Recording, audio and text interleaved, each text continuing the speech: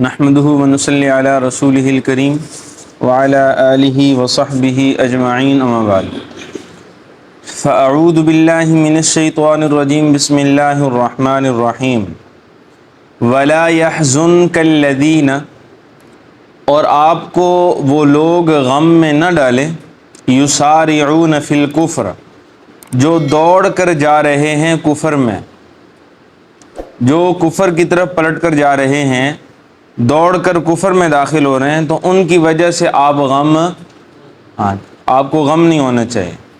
انہم لن یضروا اللہ شیئا، بے شک وہ اللہ کا کوئی نقصان نہیں کر سکیں گے، وہ اللہ کا کچھ بھی نقصان نہیں کر سکیں گے۔ یرید اللہ، اللہ تعالیٰ یہ چاہتے ہیں، اللہ یجعل لہم حظا، کہ ان کا کوئی حصہ نہ ہو فی الآخرہ، کہاں؟ آخرت میں۔ وَلَهُمْ عَذَابٌ عَظِيمٌ، اور ان کے لیے بہت بڑا عذاب ہے۔ علیم ان کا معنی ہوتا ہے دردناک، عظیم کا معنی بڑا یا زبردست عذاب ہے۔ ان الذین، بے شک وہ لوگ، اشتروا الکفر، جنہوں نے خرید لیا کفر کو، بالایمانی، ایمان کے بدلے میں، لن یضروا اللہ شیئا، وہ اللہ تعالیٰ کا کچھ بھی نقصان نہیں کر سکیں گے۔ وَلَهُمْ عَذَابٌ علیم، اور ان کے لیے دردناک عذاب ہے۔ وَلَا يَحْسَبَنَّ الَّذِينَ كَفَرُوا، اور مت گمان کریں وہ لوگ، کفروا، جنہوں نے کفر کیا ہے، کافر لوگ یہ گمان مت کریں، انما نملی لہم خیر لانفسہم، کہ بے شک جو مہلت ہم ان کو دے رہے ہیں، نملی لہم، جو مہلت ہم ان کو دے رہے ہیں، خیر لانفسہم، کہ وہ ان کے نفسوں کے لیے یا ان کے لیے بہتر ہے۔ یہ گمان نہ کریں کہ مہلت ان کے لیے فائدہ مند یا سود مند ہے، تو یہ گمان مت کریں۔ انما نملی لہم، بے شک ہم مہلت اس لیے دے رہے ہیں، لیزدادوا اثما، تاکہ وہ گناہ میں مزید بڑھ جائیں، وہ گناہ میں مزید بڑھ جائیں۔ وَلَهُمْ عَذَابٌ مُهِينٌ، اور ان کے لیے ذلت ناک عذاب ہے، اور ان کے لیے مہین کا معنی ذلت ناک، ذلیل کر دینے والا عذاب ہے۔ معزز سامعین، اللہ تعالیٰ نے گزشتہ آیات طیبات کے اندر شہداء کے کچھ فضائل بیان فرمائے تھے، جن کو ہم نے تدریجاً جو ہے وہ کئی اسباق کے اندر پڑھا، اور غزوہ احد اور غزوہ بدر کے اللہ تعالیٰ نے چیدہ چیدہ واقعات احد کے قدر تفصیل کے ساتھ ہمارے سامنے بیان کیے ہیں، اور پھر صحابہ کرام رضی اللہ عنہم اجمعین ایسی ذوات مقدسات اور نفوس مقدسات ہیں کہ اللہ تعالیٰ نے جگہ جگہ کئی مقامات پر ان کی تعریف بھی فرمائی ہے۔ کہیں پر ان کے حوصلے کی تعریف ہے، کہیں پر ان کی جواں مردی اور جرأت کی تعریف ہے، کہیں پر دین کے لیے سب کچھ لٹانے کے جذبے کی تعریف ہے، کہیں پر نبی رحمت صلی اللہ علیہ وسلم کے حکم کی تعمیل میں تعریف کی گئی ہے۔ اگر ان سے کچھ غلطیاں ہوئی ہیں تو اللہ نے ان کی معافی کا اعلان فرمایا، اور ساتھ حضور کو بھی کہا کہ آپ بھی ان کو معاف فرما دیں اور ان کے لیے استغفار بھی کریں، اور برابر ان سے جس طرح پہلے مشورے کرتے رہے ہیں اسی طرح ان سے مشاورت بھی کرتے رہیں۔ تو گویا کہ یہ بھی اللہ تعالیٰ نے ایک طرح سے صحابہ کی فضیلت کو بیان فرمایا ہے کہ اگرچہ ان سے غلطی ہو گئی تو اللہ نے ان کی غلطی کی پکڑ بلکہ ان کو معاف کرنے کا قرآن حکیم میں اعلان کر دیا۔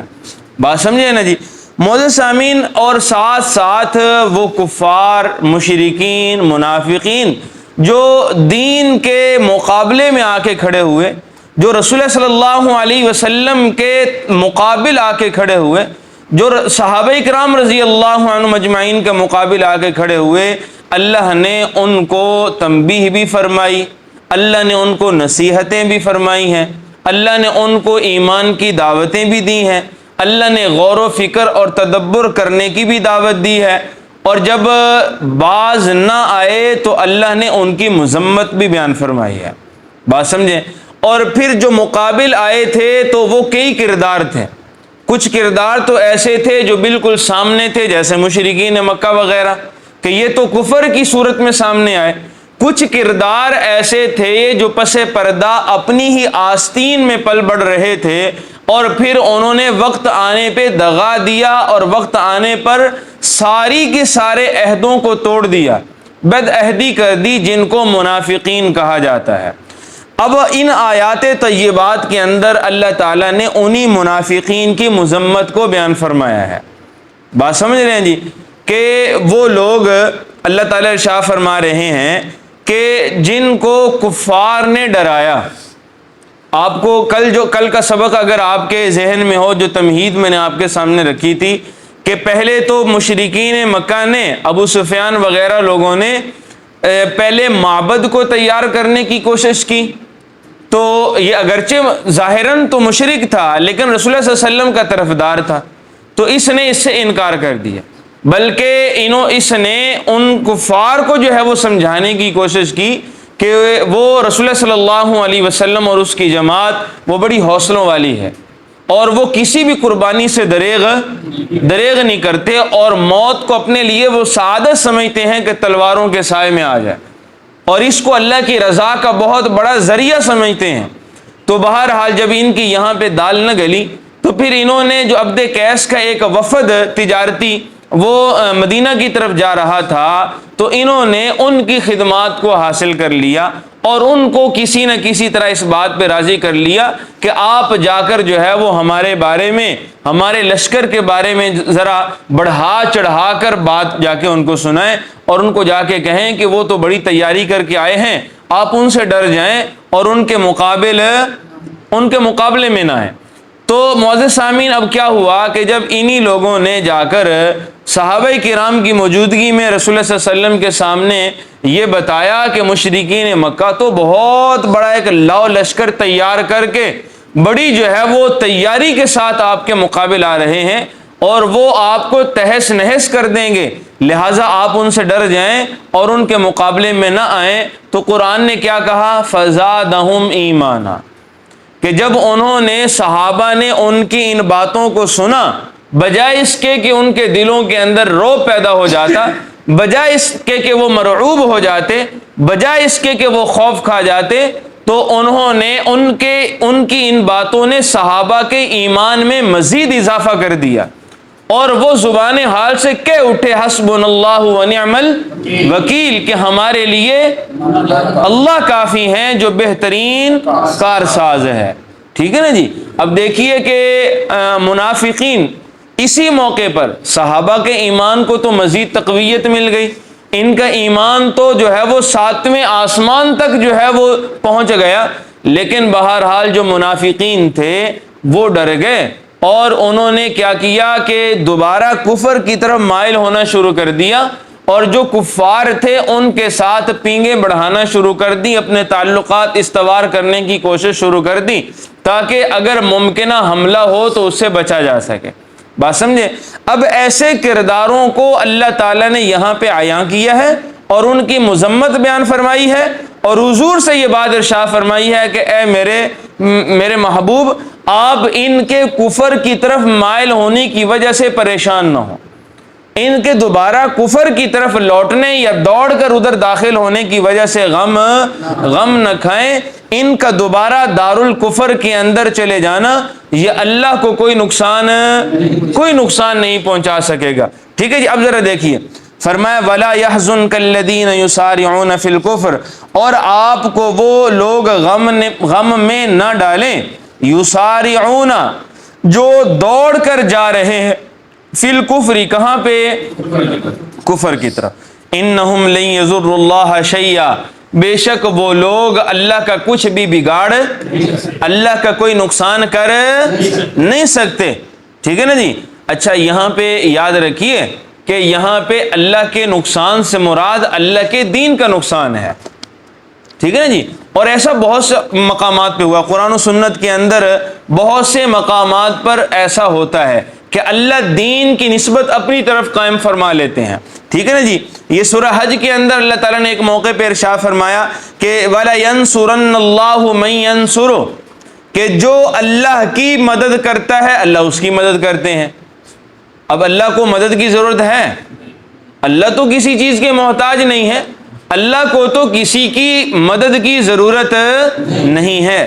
تو یہاں پہ مفسرین فرماتے ہیں کہ اللہ کی مدد سے مراد اللہ کے دین کی مدد ہے.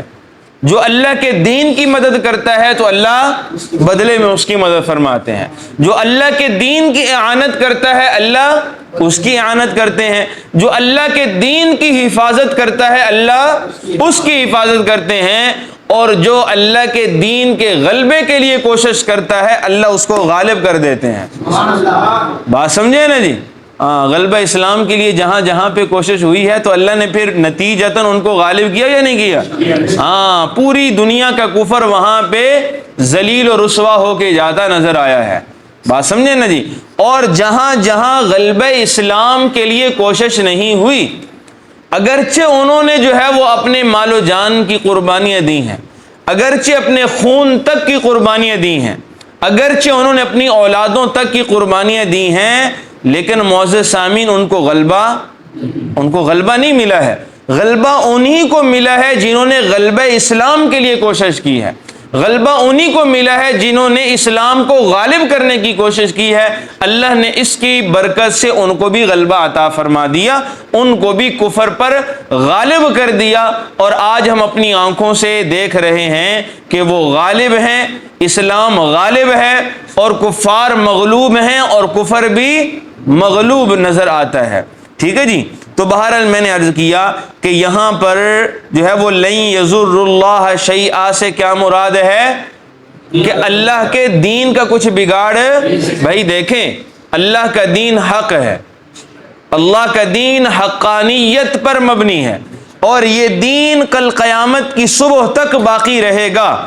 یہ دین باقی رہے گا. اسی دین کے باقی رہنے میں ہی حضرت عیسیٰ علیہ الصلوۃ والسلام کا نزول ہو جائے گا. قرب قیامت کے سارے آثار جو ہے وہ ساری علامات آ جائیں گی جب کہ یہ دین اللہ کے اس دنیا پہ قائم ہوگا. ٹھیک ہے نا جی.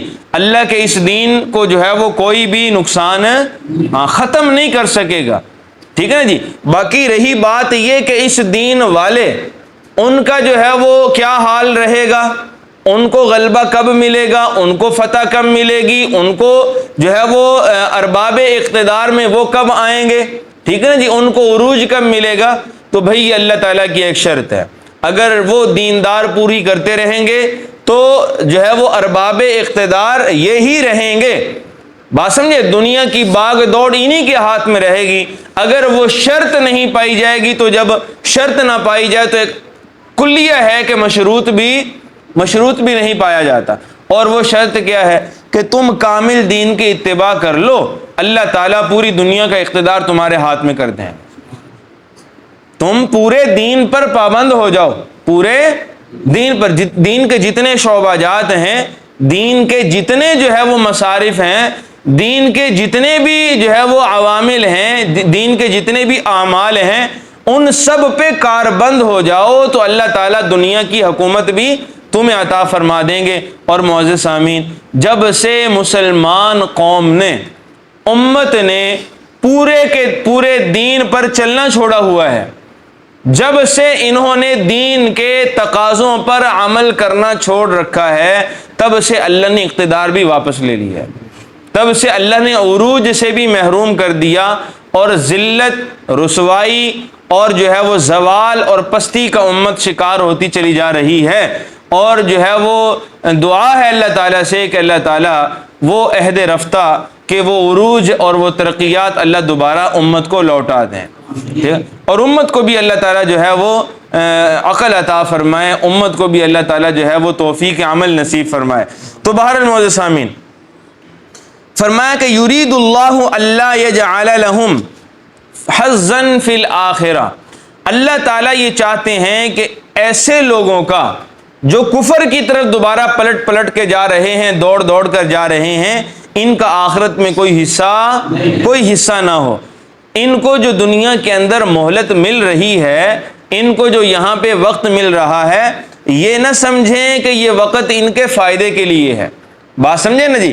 سیدنا ابو بکر صدیق رضی اللہ تعالیٰ عنہ سے مسند احمد کے اندر ایک روایت ہے، ترمذی شریف کے اندر بھی یہ موجود ہے، کہ صحابہ کرام نے پوچھا رسول اللہ صلی اللہ علیہ وسلم سے کہ سب سے زیادہ خوش بخت کون ہے لوگوں میں سے؟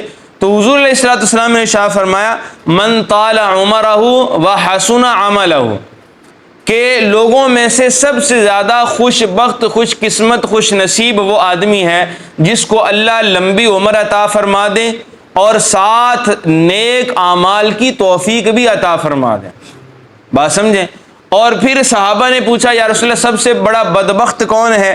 تو حضور نے فرمایا من طال عمرہ وساء عملہ، کہ سب سے زیادہ بدبخت وہ ہے کہ جسے لمبی عمر تو ملے لیکن اسے نیک اعمال کی توفیق نہ ملے۔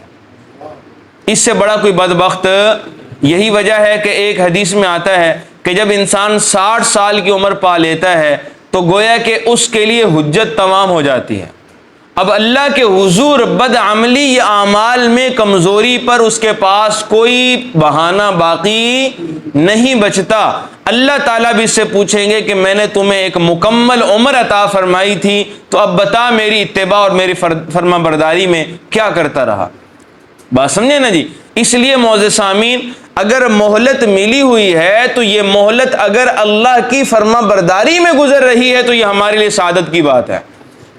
اگر زندگی ملی ہوئی ہے اور یہ زندگی اللہ کی محبت میں خرچ ہو رہی ہے، یہ زندگی دین کی نشر و اشاعت اور دین کی محبت میں خرچ ہو رہی ہے، فرائض و واجبات اور مستحبات و سنن کی ادائیگی میں خرچ ہو رہی ہے، تو واللہ یہ ہمارے لیے سعادت ہے۔ اور اگر یہ اللہ کی نافرمانی میں خرچ ہو رہی ہے اور دین سے دوری کی صورت میں خرچ ہو رہی ہے تو پھر معزز سامعین اس سے بڑی بدبختی یہ حدیث مبارکہ ہمیں بتا رہی ہے، اس سے بڑی کوئی بدبختی نہیں ہے۔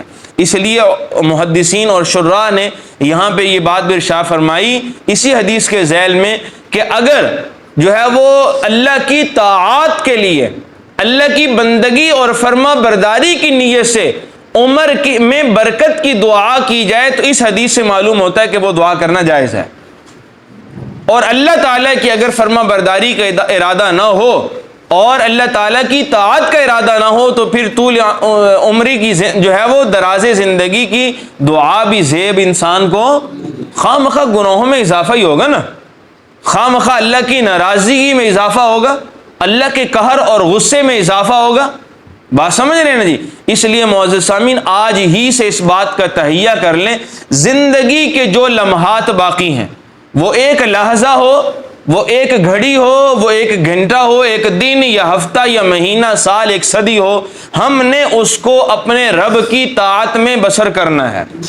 اس کا ارادہ کرتے ہیں نا جی، اللہ تعالیٰ کی محبت میں زندگی گزارنے کا ارادہ کرتے ہیں۔ ہاں جی، اب ذرا دیکھیے تو فرمایا یرید اللہ، اللہ یہ چاہتے ہیں اللہ یجعل لہم حظا فی الآخرہ، کہ ان کا آخرت کے اندر کوئی حصہ باقی نہ رہے ہیں۔ جو بھی انہوں نے پانا ہے وہ دنیا کے اندر کما لیں، جو انہوں نے جو ہے وہ مستیاں کرنی ہے، جو تعیش کرنا ہے وہ دنیا کے اندر کر لیں، آخرت کے اندر ان کا کوئی حصہ، کوئی اجر اور ثواب کا ذرہ ان کو نصیب نہ ہو۔ وَلَهُمْ عَذَابٌ عَظِيمٌ، اور ان کے لیے بہت بڑا عذاب ہے۔ ان الذین اشتروا الکفر بالایمان، بے شک وہ لوگ جنہوں نے کفر کو ایمان کے بدلے میں خریدا، لن یضر اللہ شیئا، وہ اللہ تعالیٰ کا ہرگز کچھ بھی نقصان کر نہیں سکیں گے، اللہ کے دین کا کچھ نہیں بگاڑ سکیں گے۔ وَلَهُمْ عَذَابٌ أَلِيمٌ، اور ان کے لیے دردناک عذاب تیار ہے۔ وَلَا يَحْسَبَنَّ الَّذِينَ كَفَرُوا، وہ دوسری موقع پہ ہم نے پڑھا نا فَمَا رَبِحَتْ تِجَارَتُهُمْ، کہ یہ جو انہوں نے ایمان کے بدلے کفر کو خریدا ہے تو ان کی اس تجارت نے ان کو کوئی نفع، یہ جو سودا انہوں نے کیا یہ بڑا گھاٹے کا سودا کیا ہے۔ ٹھیک ہے نا جی۔ دیکھیں ہدایت کے بدلے میں گمراہی کو خرید لینا یہ کوئی عقل مندی کا سودا ہے، یہ فائدے کا سودا ہے۔ ٹھیک ہے نا جی۔ اللہ تعالیٰ کی مرضیات، اللہ کی خوشنودی کی بجائے اللہ کے قہر اور غضب کو خرید لینا، کیا یہ عقل مندی کا سودا ہے؟ نہیں بھائی، یہ بہت گھاٹے کا سودا ہے۔ یہ نفع کا سودا نہیں ہے۔ اور نفع کا سودا کیا ہے کہ ہم اپنی زندگی کا جو ہے وہ اللہ تعالیٰ کی خوشنودی کے بدلے میں سودا کر لیں، ہم اپنی زندگی دے دیں، اللہ کی رضا لے لیں، یہ ہمارے لیے سب سے بڑی غنیمت ہے۔ اور قرآن بھی یہ کہہ رہا ہے، اللہ تعالیٰ بھی یہی کہتے ہیں کہ جنت، تمہارا کیا خیال ہے کہ جنت میں ایسے ہی چلے جاؤ گے؟ ٹھیک ہے نا جی۔ اور فرمایا ان اللہ اشترى من المؤمنین انفسهم واموالهم بان لهم الجنہ، کہ بلا شبہ ہم نے مومنین سے ان کی اموال اور ان کی جانیں، ان کے مال اور ان کی جانیں یہ جنت کے بدلے میں خرید لیے ہیں۔ اللہ کی رضا، جنت اللہ کی رضا کی جگہ ہے نا، یعنی اللہ نے اپنی رضا کے بدلے مومنوں سے ان کے مال اور ان کی جانیں کیا کر لی ہیں؟ خرید لی ہیں۔ تو اب اس خریداری پر، اللہ کی اس خریداری پر، اللہ کی اس تجارت پر جو راضی ہوگا وہ گویا کہ اللہ کی رضا کو حاصل کر لے گا، اور جو اس خریداری پر رضا مند نہیں ہوگا تو اللہ بھی اس سے راضی نہیں ہوں گے۔ اب دیکھیں بھئی اس خریداری کا اب عملی نتیجہ کیا نکلنا چاہیے کہ ہمارا جسم ہو، ہمارا وجود ہو، ہمارا ظاہر ہو، ہمارا باطن ہو، ہمارے گھر بار، ہمارا اہل و عیال، ہماری مال و دولت، یہ سب کچھ یہ کس کا ہے؟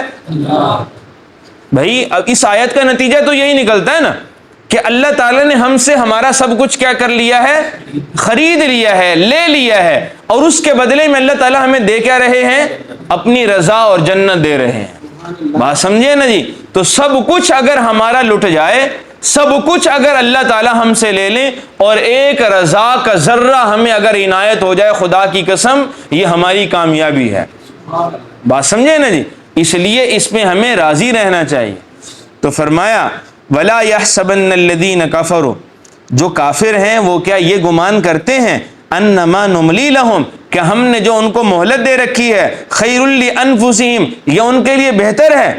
فرمایا انما نملی لہم لیزدادوا اسما، یہ ان کے لیے کوئی بہتر شہتر نہیں ہے، ہم نے ان کو مہلت تو اس لیے دی ہے تاکہ وہ اپنے گناہوں کے اندر مزید آگے بڑھتے چلے جائیں۔ ٹھیک ہے نا جی؟ اپنے گناہوں کے اندر مزید آگے بڑھتے چلے جائیں۔ وَلَهُمْ عَذَابٌ مُّهِينٌ، اور پھر جب ایک دن آخر آنا تو میرے پاس ہی ہے نا، ثُمَّ إِلَيْنَا ترجعون، سب کے سب کہاں پہ جائیں گے؟ اللہ کے حضور پیش کیے جائیں گے نا۔ بھائی سنفرغ لکم ایھا الثقلان، ٹھیک ہے نا جی؟ اللہ تعالیٰ سورہ الرحمن میں کیا فرماتے ہیں کہ او جنوں اور انسانوں کی جماعت، سنفرغ لکم ایھا الثقلان، میں تمہارا حساب کتاب کرنے کے لیے، میں تمہارا امتحان لینے کے لیے ابھی فارغ ہوتا ہوں۔ جیسے ایک استاد یا ایک والد جب اپنے بچے کی غلطی کو دیکھتا ہے اور پھر وہ اس کو دھمکی آمیز لہجے میں تنبیہاً خبردار کرنے کے لیے کہتا ہے ذرا میں فارغ ہو لوں پھر میں تیرا حساب کتاب کرتا ہوں، پھر میں تجھ سے پوچھتا ہوں، تو قرآن نے یہ کہا ہے، اللہ یہ کہہ رہا ہے سنفرغ لکم، ان قریب میں تمہارے لیے فارغ ہو رہا ہوں۔ بات سمجھے نا جی؟ یعنی اللہ تو فارغ ہی ہے نا جی، بات سمجھے نا؟ مخلوق اپنی عمریں گزار کر فارغ ہو کے اللہ کے سامنے جب پیش ہو جائیں گی، پھر اللہ تعالیٰ فرماتے ہیں میں تمہارا حساب کتاب لوں گا اور پھر میں تم سے پوچھوں گا کہ دنیا کے اندر کیا گل کھلاتے رہے۔ بات سمجھے نا جی؟ اس لیے اللہ تعالیٰ کی طاعت کرنی چاہیے، اللہ تعالیٰ کی فرما برداری میں زندگی بسر کرنی چاہیے۔ اللہ نے جن چیزوں کا حکم دیا ہمیں وہ کرنے چاہیے، اور جن چیزوں سے اللہ نے منع کیا ہے برضا و رغبت و خوشی اور اختیار کے ساتھ ان چیزوں سے، ان کاموں سے، ان افعال سے ہمیں رک جانا چاہیے، اس لیے کہ ان کے رکنے میں دنیا میں بھی ہمارے لیے خیر ہے، اور خدا کی قسم آخرت میں تو خیر ہے ہی۔ بھئی اس کا ایمان ہے یا نہیں ہے؟